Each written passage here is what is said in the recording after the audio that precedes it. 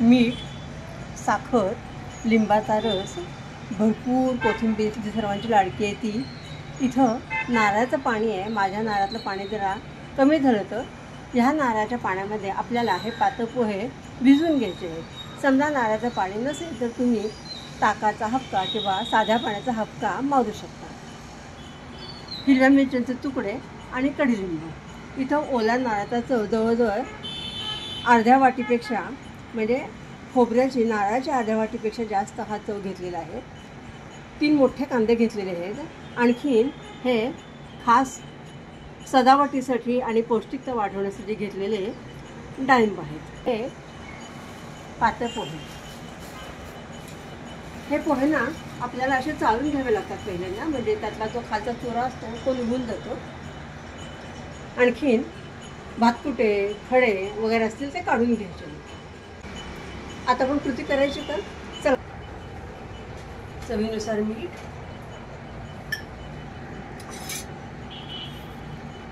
साखर.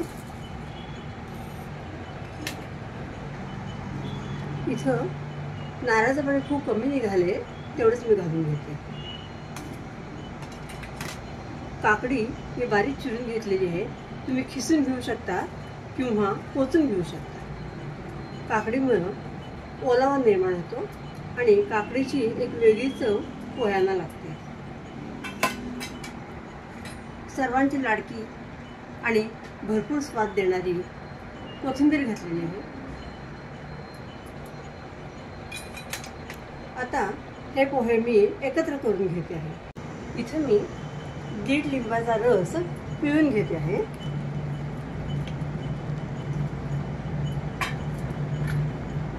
आणि हे पोहे सगळे एकत्र करून घेते.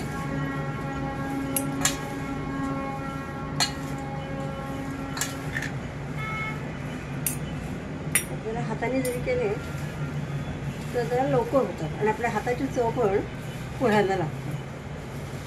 प्रत्येकाच्या हाताला एक चव असते, ती त्या पदार्थात उतरावी लागते.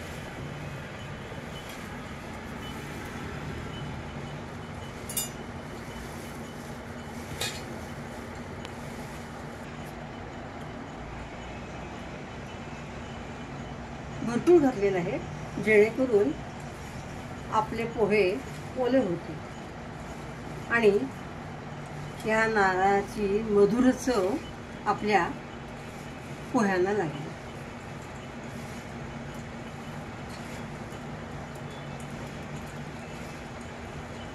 पोहे असे एकत्र करून घ्यायचे आहेत, वर खाली करून घ्यायचे आहेत. आत्ताच जरा ते हाताला ओलसर मऊसर लागायला लागलेले. खालीवर करायचे आहेत. खालचे पोहे नाही तर तसेच राहतात.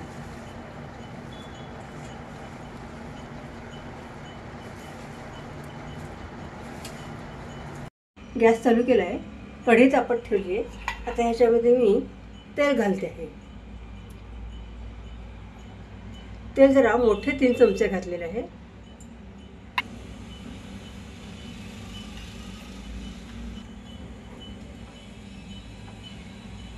तेल तापले. 1 चमचा मोहरी,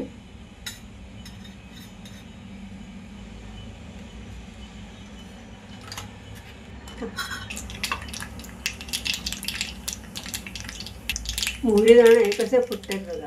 आपले मोहरी दाणे जेवढे छान फुटतील ना तेवढी फोडणी खमंग होती. इथे मी जिरा घालते फोडणीमध्ये. जिरा छान फुललं आहे, मस्त सुगंध पसरलेला आहे. हिंग घालते आहे, हळद घालते आहे, मिरच्या आणि कडीलिंब घालते. फोडणी परतून घ्यायची आहे म्हणजे ती खमंग होईल. इथं ना मी आपण जो कांदा चिरून घेतला आहे तो मी फोडणीत घालणार आहे. तुम्ही कच्चा पण घालू शकता, पण कच्च्या कांद्याला वास येतो म्हणून मी हा थोडासा परतून घेणार आहे. इथं मी मोठे 3 कांदे चिरून घेतलेले आहेत, बारीक चिरून घेतलेले आहेत, ते घालते आहे आणि थोडंसं परतून घेते आहे. त्यामुळं आपले पोहे पण थोडेसे उबदार कोमट होतात आणि कांद्याचा वास पण येत नाही.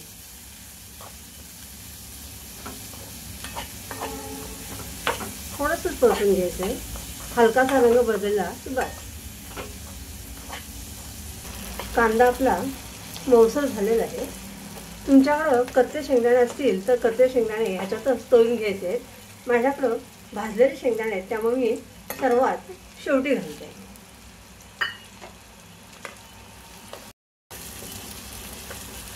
गॅस मी आता बंद करून घेते. आता ही आपण केलेली खमंग फोडणी ह्या पोह्यांवर मी घालून घेते. बघा रंग तर किती सुंदर आलाय, सुरेख दिसते.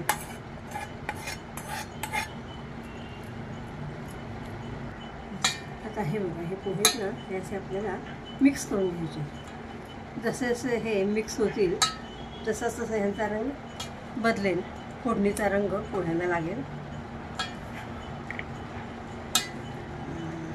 आत्ताच एवढे टेम्पटिंग दिसत आहेत, आकर्षक दिसत आहेत. ही फोडणी मात्र सगळ्या पोह्यांना नीट लावून घ्यायची. फोडणी थोडीशी गरम आहे म्हणून मी चमच्याने करते, नंतर मी हाताने एकत्र करणार आहे.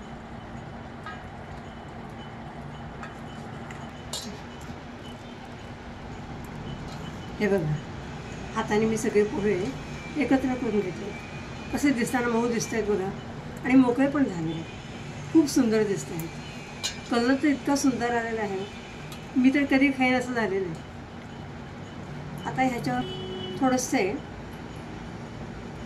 डाळिंबाचे दाणे त्याची पौष्टिकता वाढवण्यासाठी आणि आकर्षक दिसण्यासाठी घालते.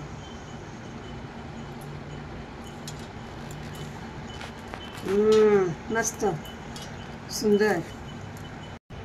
आता चहा पण होतोय आणि हे दडपे पोहे चहाबरोबर, वाफायच्या चहाबरोबर मी खाणार आहे. तुम्ही कधी करणार मला नक्की कळवा. हे बघा, आता इथं सकाळचे कोवळं ऊन पडले, 9:30 वाजले. त्याच्यामध्ये असा मनपसंत असा दडपे पोह्याचा नाश्ता, आणखीन हा गरम गरम चहा. मी आता एक चमचा खाऊन सांगते पोहे कसे झाले ते. मस्त सुंदर, अगदी आंबट बरोबर आहे, साखर बरोबर आहे, मीठ तिखट सगळं एकदम परफेक्ट पडलेलं आहे. मस्त जमून आले सगळं. आता हा चहा सुंदरने केला आहे, तो घेऊन बघते मी कसं झालं. तुम्ही असं एकदा करून बघाच. बाय बाय, धन्यवाद.